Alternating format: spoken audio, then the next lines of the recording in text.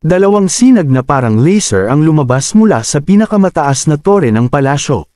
Si Ronyan, na nakasaksi sa tanawing ito, ay nagtaka sa kanilang kahulugan.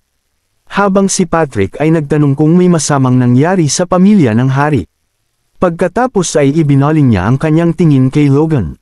Si Logan, na sumulyap sa kanyang balikat, ay ngumiti at tumango kay Patrick, na gumanti rin. Pagkatapos ay sinubukan ni Logan na makipag-usap kay Bifrost, na iginigiit na dapat niyang maunawaan ang kahalagahan ng liwanag, na may malinaw na nangyari sa palasyo.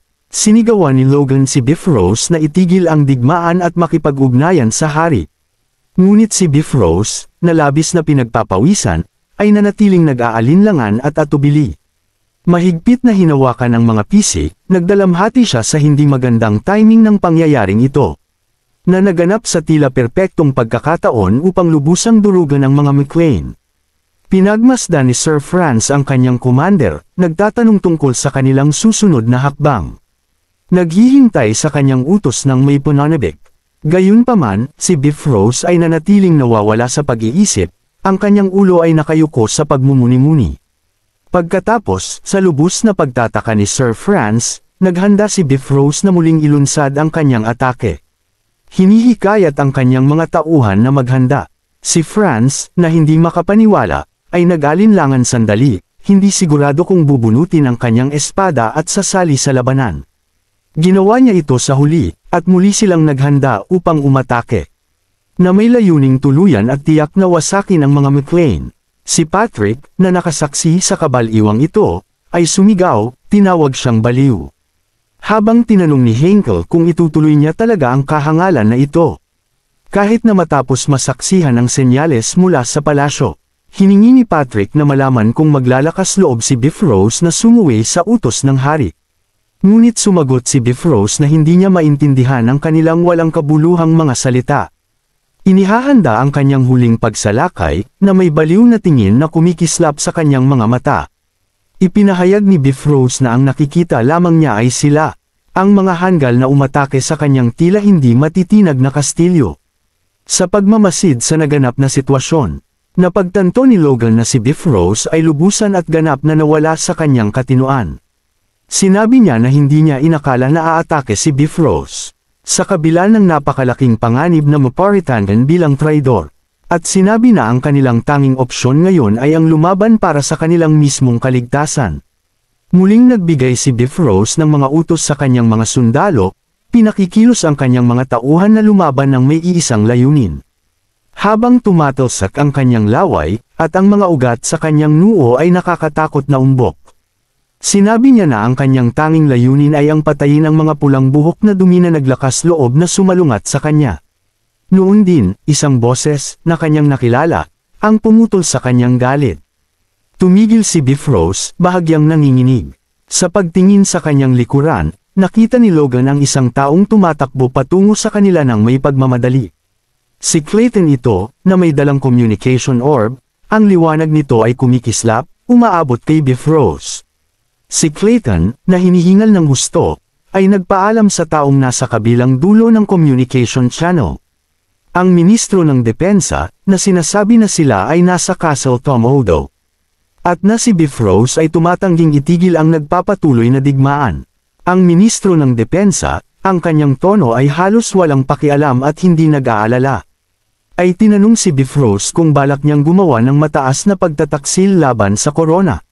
Sa sandaling iyon, napagtanto ni Bifrost na siya ay tunay at lubusang nasukol, na walang takas. Pagkatapos ay ipinahayag ng ministro para marinig ng lahat na naruroon. Ang kanyang boses ay umaalingaw sa buong larangan ng digmaan na ang hari ay namatay. At ang lahat ng mga maharlika ng imperyo ay kinakailangang dumalo sa libing. Dahil ang solemn okasyong ito ay nangunguna sa lahat ng iba pang mga obligasyon. Pagkatapos ay itinuon niya ang kanyang tingin kay Bifrost at sinabi, "Siyempre, ay kasama ang anumang nagpapatuloy na digmaan." Lumayo ng tingin si Count Bifrost, ang kanyang tingin ay bumagsak sa lupa sa pagkatalo. Na nag-iwan kay Franz na muling nagtataka kung ano ang kanyang susunod na hakbang.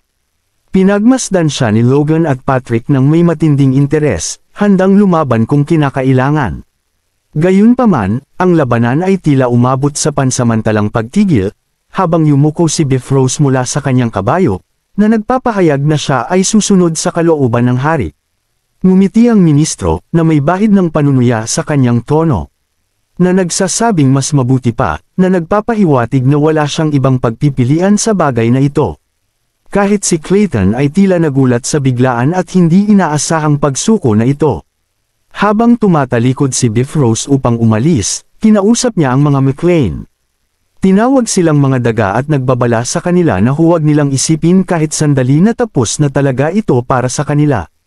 Pagkatapos ay inutusan niya ang kanyang mga tauhan na umatras at umalis sa lugar.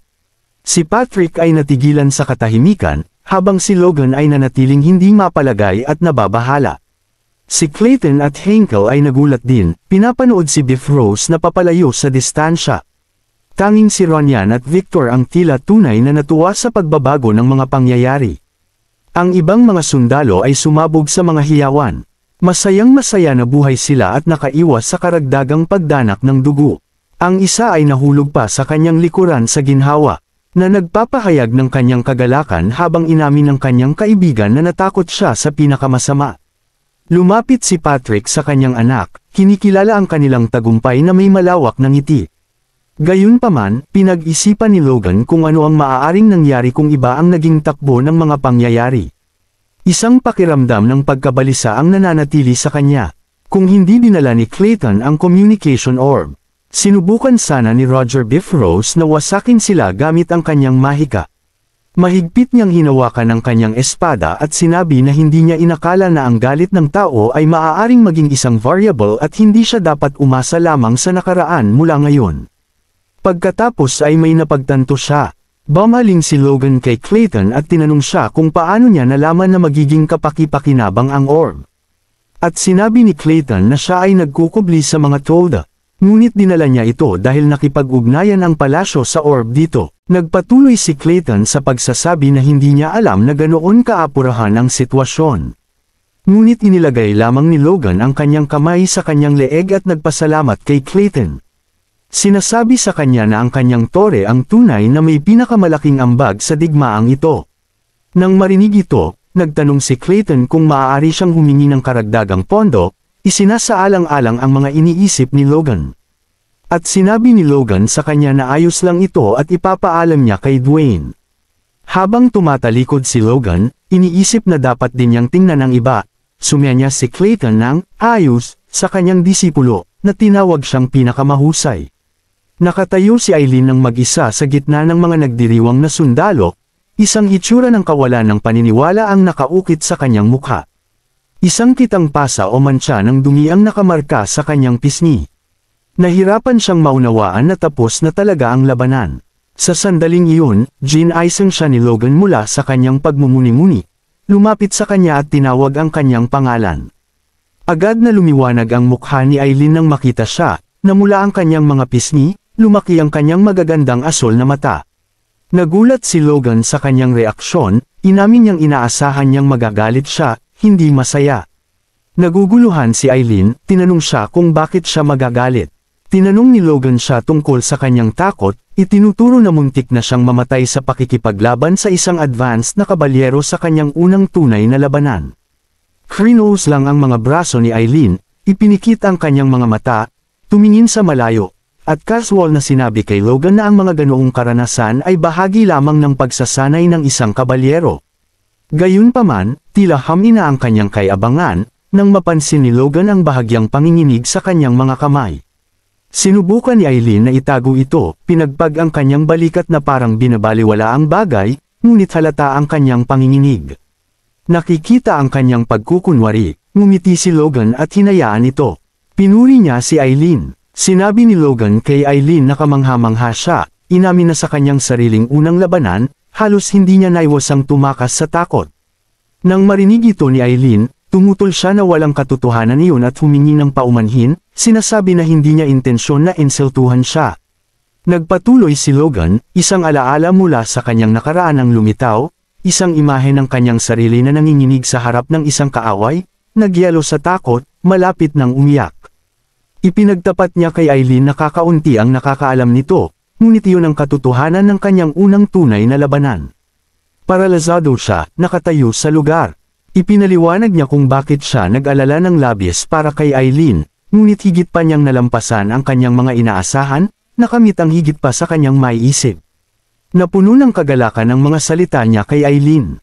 Inabot niya ang kamay ni Eileen, balak siyang tawaging ginang, ngunit binago ang kanyang pananalita, tinawag siyang Ginoo, at ipinahayag ang kanyang pag-asa na masaksihan ang marami pang dakilang gawa mula sa kanya sa hinaharap. Si Eileen, lubos na nabighani, ang buong mukha niya ay kulay pula, na iwang walang masabi. Makalipas ang ilang sandali, bumalik ang kanyang pamilyar na malawak na ngiti, kumikinang ang kanyang mga mata na parang salamin. Nakipagkamay siya kay Logan at same time na tiniyak sa kanya na palagi niyang sisikaping gawin ang kanyang makakaya. Kinabukasan, sa pagsikat ng araw, iniutos ni Patrick sa mga tropang may kakayahang magtrabaho na ipaalam sa mga mamamayan na ang Castillo Tumoto ay pag-aari na ng pamilya McLean.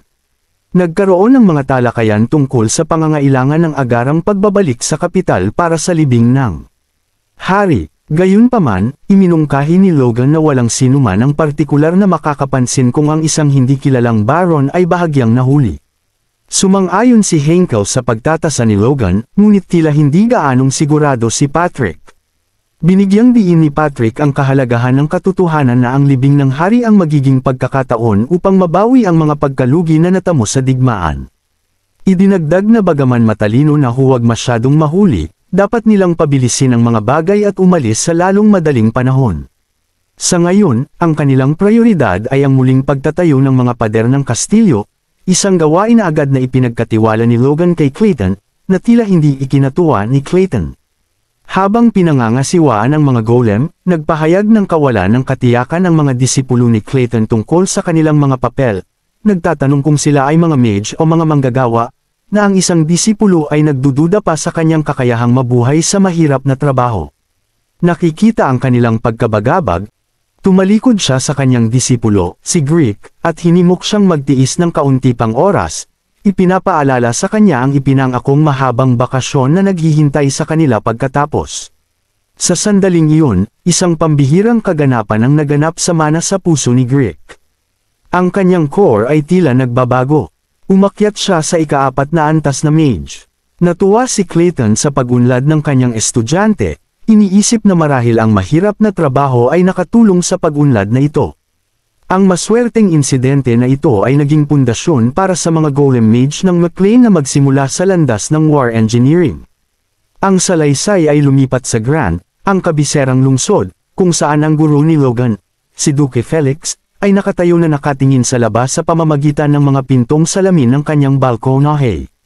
Lumapit sa kanya ang isang lingkod, ipinapalam sa kanya ang pagdating ni Logan at Patrick McLean. May ibang itsura na tumawid sa kanyang mukha, inutusan ni Duke Felix ang lingkod na papasukin sila.